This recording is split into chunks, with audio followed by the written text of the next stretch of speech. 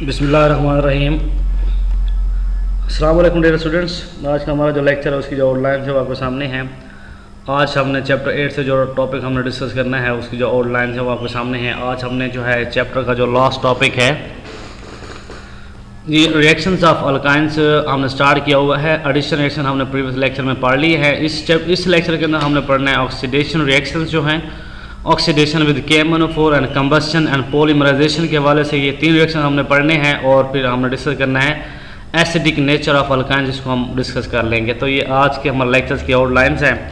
तो जी नंबर 1 है जी under neutral conditions a dilute potassium permanganate solution can oxidise a triple bond into diketones.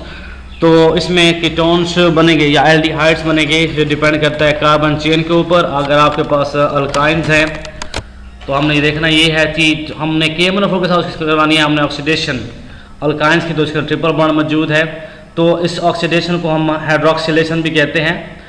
तो इसमें जैसे ही एक बॉन्ड यहाँ से टूटता है तो फिर यहाँ पे जो है दो हाइड्रोक्सिल ऐड होते हैं by breaking of one bond. तो इसमें ट्रिपल बॉन्ड मौजूद है। जब यहाँ से दो बॉन्ड टूटेंगे तो 4 हाइड्रोक्सिल यहाँ पे ऐड होते हैं।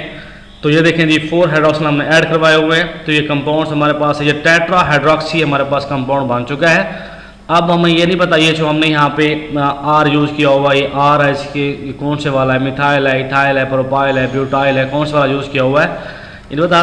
तो ये हमारे पास ट्रिपल बॉन्ड को हमने करना था, उसकी हमने ऑक्सीडेशन करवानी थी, वो हमने ऑक्सीडेशन करवा दी। KMnO4 हमने ऑक्सीडाइजिंग रीजन यूज़ किया, इसको हम बायर्स रीजन कहते हैं। 1% का इसका सोल्यूशन आपके पास मौजूद हो तो इसको बायर्स रीजन कहते हैं। इसने करवाना होता है, हाइड्रोक्सिलेशन करवानी होती है। और अल्कीन्स में जब हमने पढ़ा था हमने करवाई थी हाइड्रोक्सिलेशन, तो वहाँ पे हमने प्रोडक्ट बनाया था दैट वाज ग्लाइकोल। इसके अंदर जब हम अल्काइंस के हम ऑक्सीडेशन करवाते हैं तो इससे हमारे पास पहले फर्स्ट स्टेप में हमारे पास बनता है टेट्रा हाइड्रोक्सी कंपाउंड बनता है, 4 हाइड्रोक्सिल ग्रुप्स होते हैं। फिर होती है इसकी डिहाइड्रेशन। डिहाइड्रेशन कैसे होती है जी, एक हाइड्रोक्सिल ग्रुप और एक हाइड्रोजन ग्रुप, एक ही कार्बन से यहाँ से एक वाटर मॉलिक्यूल ये गया और एक हाइड्रोक्सिल ये वाला और एक हाइड्रोजन, ये दोनों जो है यहाँ से 2 वाटर मॉलिक्यूल यहाँ से एलिमिनेट होते हैं। तो इसको हम कहते हैं जी ये डिहाइड्रेशन रिएक्शन है, because water are removing from this molecule. तो डिहाइड्रेशन करवाते हैं। आफ्टर द डिहाइड्रेशन ये जो कंपाउंड है ये आपके पास ये आप क्योंकि हमने यहाँ पे आर लगाया हुआ है तो ये हमारे पास कीटोन टाइप मॉलिक्यूल है। और अगर हम यहाँ पे H लगा देंगे तो जो आपके सिलेबस में है, अगर मैं यहाँ पे H लगाता हूँ और इधर भी मैं H लगा देता हूँ तो ये हमारे पास बन जाता है ग्लाइऑक्सल। तो फिर ये कीटोन नहीं रहेगा, तो फिर ये रहेगा ग्लाइऑक्सल बन जाएगा। तो दैट ये आपके सिलेबस का हिस्सा है ग्लाइऑक्सल फॉर्मेशन। ग्लाइऑक्सल इज अ एल्डिहाइड, तो यहाँ पे हमने बनाना है ग्लाइऑक्सल, ग्लाइऑक्सल OXAL और ग्लाइऑक्सल। तो ये जो आप सिलेबस में है तो इसका हमने बना लिया जी ग्लाइऑक्सल। तो अब करना क्या है, आपने ये जो यहाँ पे R है, अगर हम R आप दोनों लगाएंगे तो आप कीटोन्स बनाएंगे। और अगर हम यहाँ पे हाइड्रोजन यूज़ करेंगे जो आपके सिलेबस में है, पंजाब टेक्स्ट बुक में है, ये एसिटाइलिन मॉलिक्यूल है। जब इसके हम हाइड्रोक्सिलेशन करवाते हैं या ऑक्सीडेशन करवाते हैं तो ये बनाता है हमारे पास टेट्रा हाइड्रोक्सी इथेन बनाता है। ये टेट्रा हाइड्रोक्सी इथेन है जिसमें 4 हाइड्रोक्सिल ग्रुप लगे होते हैं और यहाँ पे हमने हाइड्रोजन लगा देना है और H को हम यहाँ से रिमूव करवा देते हैं। तो टेट्रा हाइड्रोक्सी इथेन। अब होगा क्या, यहाँ से इसकी फर्दर होगी डिहाइड्रेशन। जब वाटर मॉलिक्यूल यहाँ से एलिमिनेट होंगे तो ये बन जाएगा हमारे पास ग्लाइऑक्सल। और जब हम ग्लाइऑक्सल की जब हम फर्दर ऑक्सीडेशन करवाएंगे तो ये हमें देगा एसिड। इसके फर्दर हम ऑक्सीडेशन करवा सकते हैं। अगर हम फर्दर हम KMnO4 यहाँ पे यूज़ करेंगे तो ये फर्दर जो है यहाँ पे 2 ऑक्सीजन और ऐड करवाएगा।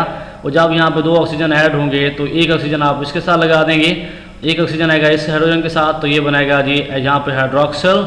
और दूसरा जो ऑक्सीजन है वो इसके साथ आएगा और इधर भी बन जाएगा हाइड्रोक्सल। तो इस तरह जो है हमारे पास जो है ये एक एसिड जो है कार्बोक्सिलिक एसिड ये हमारे पास यहाँ पे बन जाता है।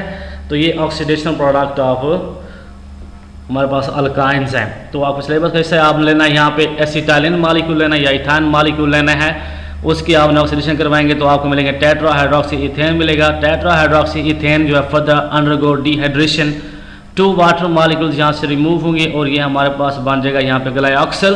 ग्लाइऑक्सल की फर्दर जब हम ऑक्सीडेशन करवाते हैं 2 ऑक्सीजन हम ऐड करवाते हैं तो ये बन जाता है कार्बोक्सिलिक एसिड, तो ये एसिड बन जाता है। तो ये हमारे पास है these are the products of oxidation of alkynes with KMnO4। Second जो है हमारे पास वो कंबस्शन है। सेकंड रिएक्शन जो है The alkynes often react with the release of considerable amount of energy prone to the explosive decomposition. अब जो है अल्काइंस इनकी जो कंबस्शन है वो ज़्यादा फास्ट होती है, उसका जो फ्लेम होता है वो सूटी होता है, उसमें कार्बन परसेंटेशन ज़्यादा आ रही होती है, और जिसके लिए ये इसमें कार्बन टू हाइड्रोजन रेशियो होती है बहुत ज़्यादा। जब हम कंबस्शन करवाते हैं और 1 मॉलिक्यूल ऑफ एसिटाइलिन जब कंबस्शन करवाते हैं तो ये बनाता है कार्बन डाइऑक्साइड और साथ में बनता है वाटर। अब क्योंकि ये कंबस्शन एक्सो प्रोसेस है तो यहाँ से हीट जो है वो इवॉल्व होती है, एक्सोथर्मल प्रोसेस है। तो इसको अगर आपने बैलेंस करना है तो यहाँ पे हम क्या कर सकते हैं जी, अगर हम बैलेंस करेंगे तो जो ऑक्सीजन है यहाँ पे ये 4 बन रहे हैं, वैसे तो 2 हैं और एक 3 बनता है, तो इसको हम मल्टीप्लाई करते हैं, इसको आप 4 से मल्टीप्लाई करेंगे ये 8 हो जाएंगे ऑक्सीजन, इसको 2 से मल्टीप्लाई करेंगे तो ये हो जाएंगे 10 ऑक्सीजन। जब 10 हो जाएंगे तो इसको हम यहाँ से 5 से मल्टीप्लाई कर देंगे तो ये हमारे पास जाएंगे 10 ऑक्सीजन हो जाएंगे। कार्बन 4 से मल्टीप्लाई करने से कार्बन होते हैं 4, तो इसको हम 2 से मल्टीप्लाई करेंगे, इक्वेशन इस तरह हमारे पास बैलेंस हो जाती है, हाइड्रोजन भी हमारे पास पूरे हो जाते हैं। तो कंबस्शन चाहे हम अल्कीन्स की करवाते हैं, चाहे अल्कान्स की करवाते हैं, चाहे हम अल्केन्स की करवाते हैं, तो प्रोडक्ट हमेशा सेम ही रहते हैं। अब है polymerization reactions of alkynes. Alkynes की पॉलीमराइजेशन हमें करवानी है, तो पॉलीमराइजेशन के हवाले से तो पॉलीमराइजेशन जब हम डिस्कस करते हैं, पॉलीमराइजेशन ये होता है the process in which small molecules combine to form large molecules. Smaller molecules combine होते हैं और लार्ज मॉलिक्यूल्स बनाते हैं, तो वो होता है पॉलीमराइजेशन। तो आपके सिलेबस में फर्स्ट जो है conversion of acetylene to divinyl acetylene, तो पहली कन्वर्जन है आपने एसिटाइलिन को मतलब HC ट्रिपल बॉन्ड CH को हमने कन्वर्ट करना है डाइविनाइल एसिटाइलिन के अंदर हमने उसको कन्वर्ट करना है। तो ये जो प्रोसेस है that will take place in the presence of cuprous chloride and ammonium chloride, इसकी मौजूदगी में होगा। ये हमारे पास 2 एसिटाइलिन मॉलिक्यूल है, इसको आपने समझना है। तो ये वाला जो डबल ट्रिपल बॉन्ड है ये अटैक करता है इस हाइड्रोजन के ऊपर, और ये हाइड्रोजन जो है यहाँ से रिमूव हो जाता है, मतलब ये हाइड्रोजन कहाँ जाएगा, ये वाला हाइड्रोजन यहाँ से निकलेगा और जो है ये हाइड्रोजन लगेगा इस कार्बन के साथ। इस कार्बन के साथ जैसे ये लगेगा तो ये डबल बॉन्ड यहाँ से एक बॉन्ड खत्म हो जाता है, डबल बॉन्ड पीछे भाग जाता है, तो ये बनाता है H2C डबल बॉन्ड CH, और उसके बाद ये कार्बन इसका हाइड्रोजन चला गया तो इसका बॉन्ड इस कार्बन के साथ बन जाता है, तो C ट्रिपल बॉन्ड CH। इसको कहते हैं विनाइल एसिटाइलिन, मतलब 1 ब्यूटीन 3 आइन, मतलब कार्बन 1 कार्बन 2 कार्बन 3 कार्बन 4। तो ये देखें जी कार्बन नंबर 1 के ऊपर डबल बॉन्ड है, तो यहाँ पे ट्रिपल बॉन्ड है, priority is given to the double bond, तो ये हमारे पास 1 ब्यूटीन है और 3 आइन बन जाता है। या इसको कहते हैं अगर हम अल्कीन से एक हाइड्रोजन निकालते हैं उसको विनाइल कहते हैं, तो ये विनाइल है, ये डबल बॉन्ड वाला जो कंपाउंड ये सब पोर्शन है इसको कहते हैं विनाइल, और ये ट्रिपल बॉन्ड जो एसिटाइलिन विनाइल एसिटाइलिन। अब विनाइल एसिटाइलिन हम फर्दर हम रिएक्शन करवाते हैं थर्ड मॉलिक्यूल ऑफ एसिटाइलिन, तो ये वाला मॉलिक्यूल अटैक करता है इस हाइड्रोजन के ऊपर और ये जो हाइड्रोजन यहाँ से रिमूव हो जाता है, ये हाइड्रोजन लगेगा जो हमारे पास इनकमिंग एसिटाइलिन मॉलिक्यूल है उसकी इस कार्बन के साथ लगेगा, ये वाला हाइड्रोजन लगेगा इस कार्बन के साथ, यहाँ पे CH2 बन जाएगा और ये बॉन्ड यहाँ से टूट जाएगा। तो मतलब ये जो कार्बन है इस कार्बन का बॉन्ड बनेगा इस कार्बन के साथ, तो ये बनेगा H2C CHC triple bond C फिर सिंगल बॉन्ड CH फिर डबल बॉन्ड CH2। तो ये वाला पोर्शन भी विनाइल है और ये वाला पोर्शन भी विनाइल है, तो 2 विनाइल लगे हुए तो डाई विनाइल, और ये वाला पोर्शन ट्रिपल बॉन्ड वाला है तो एसिटाइलिन, तो ये इसको हम कहते हैं डाई विनाइल एसिटाइलिन, ऐसे भी कह सकते हैं। या फिर जब नंबरिंग करेंगे 1 2 3 और ये 4 हो गया और ये 5 और आपके पास 6 है, 6 कार्बन कंपाउंड है, तो 1 और जो कार्बन नंबर 5 है उसके ऊपर लगा हुआ है हेक्साडाइइन, उसमें डबल बॉन्ड 2 लगे हुए हैं और कार्बन थर्ड के ऊपर लगा हुआ है ट्रिपल बॉन्ड है ये 3 आइन, तो इससे हमारे पास 3 आइन। ये पॉलीमराइजेशन इंपॉर्टेंट है, हमने एसिटाइलिन को हमने कन्वर्ट किया है इनटू द डाइविनाइल एसिटाइलिन। तो जो सेकंड जो कन्वर्जन है वो हमने कन्वर्ट करना होता है एसिटाइलिन इनटू, हमने इसको कन्वर्ट करना होता है एसिटाइलिन इनटू क्लोरोप्रीन, या इसको हमने कहा क्लोरोप्रीन में इसको हमने कन्वर्ट करना होता है। तो एसिटाइलिन कैसे बनता है इसकी प्रिपरेशन हम पहले पढ़ चुके हैं। तो ये कैल्शियम कार्बाइड वाला रिएक्शन जो था ये इंडस्ट्रियल प्रिपरेशन ऑफ ये हमारे पास है एसिटाइलिन। इस तरह हम एसिटाइलिन इस प्रोसेस से बना तो लेते हैं, फिर फर्दर रिएक्शन में जाके फिर हम यूज़ करते हैं। तो ये हमारे पास सामने 2 एसिटाइलिन मॉलिक्यूल हमारे पास मौजूद है, पॉलीमराइजेशन होगी, ये वाला डबल बॉन्ड अटैक करेगा इस हाइड्रोजन के ऊपर और ये हाइड्रोजन यहाँ से निकलेगा और यहाँ पर ये बनाएगा H2C, एक इस कार्बन के साथ आ जाएगा, तो ये बनेगा CH2 डबल बॉन्ड CH, इस कार्बन का बॉन्ड इस कार्बन के साथ बनेगा और यहाँ पे बन गया ट्रिपल बॉन्ड, तो ये बनेगा विनाइल एसिटाइलिन। जो विनाइल एसिटाइलिन है इसका हम फर्दर रिएक्शन करवाते होते हैं, फर्दर रिएक्शन मार्कोनी के रूल के मुताबिक। तो विनाइल एसिटाइलिन है और यहाँ HCl से हम रिएक्शन करवाते हैं, तो जो ट्रिपल बॉन्ड है इस कार्बन के पास नेगेटिव जो पार्ट होता है, ये नेगेटिव पार्ट यहाँ पे क्लोरीन है, मार्कोनी के रूल के मुताबिक ये उस कार्बन के पास जाएगा जिसके पास हाइड्रोजन कम है। तो यहाँ पे कार्बन ट्रिपल बॉन्ड कार्बन मौजूद है, इसके पास एक हाइड्रोजन है, इसके पास कोई हाइड्रोजन नहीं है, तो ये क्लोरीन जो है वो इस कार्बन के पास चला जाता है, यहाँ पे जाके बॉन्ड बना लेता है। तो जैसे यहाँ पे बॉन्ड बनाता है, जो यहाँ पे जब ये बॉन्ड टूट जाता है ये बन जाता है, जो हाइड्रोजन है वो इस कार्बन के साथ लग जाता है CH2, ये एक बॉन्ड यहाँ से टूटता है तो ये बनाता है Cl और double bond CH2 that is chloroprene. अब इस क्लोरोप्रीन बनाने का मकसद क्या है, इस क्लोरोप्रीन को फर्दर सिंथेटिक रबर जो है उसकी प्रिपरेशन के लिए इसको यूज़ किया जाता है। मेन जो नियोप्रीन है दैट सिंथेटिक रबर, वो इसी से हम तैयार करवाते हैं क्लोरोप्रीन से। तो क्लोरोप्रीन हमने कैसे बनाई है, by the polymerization of 2 acetylene molecules. वो दोनों एसिटाइलिन मॉलिक्यूल दोनों पॉलीमराइज हुए हैं, उन्होंने बनाया विनाइल एसिटाइलिन। जो विनाइल एसिटाइलिन का फर्दर हमने रिएक्शन बनाया, उसने बना दिया है क्लोरोप्रीन। अब क्लोरोप्रीन के फर्दर हम करवाते हैं पॉलीमराइजेशन। ये हमारे पास काफ़ी सारे क्लोरोप्रीन मॉलिक्यूल्स हैं, इसके हम पॉलीमराइजेशन करवाते हैं। जैसे पॉलीमराइजेशन करवाते हैं that's convert into synthetic rubber. तो ये सिंथेटिक रबर जो है या नियोप्रीन जो है वो हमारे पास बनना स्टार्ट हो जाती है।